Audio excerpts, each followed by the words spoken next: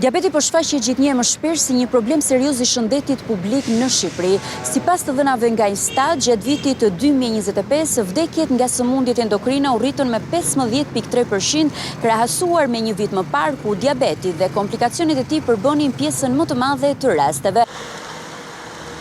Shifrat që neve kemi aktualisht të diabetit janë në kuadrin e një epidemie. Pra, ne aktualisht jemi mbi 580 milion individ me diabet dhe parashikimet në 2050 parashikojnë që të shkojnë mbi 800 milion.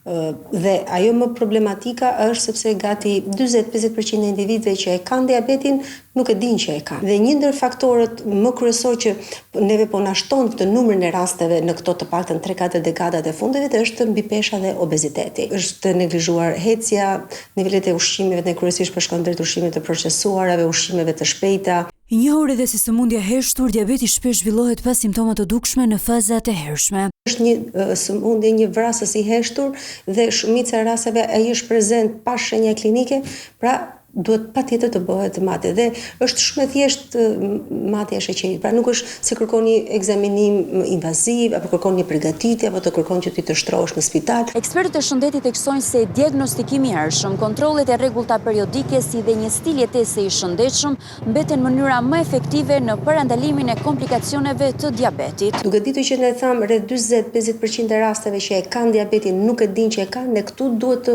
të punojmë, po themi, në mënyrë që ti diagnostikojnë dhe mos na vinë me komplikacione, se komplikacionet janë goxha madhore. Diabeti është një shkaktar kryesor të verbërisë.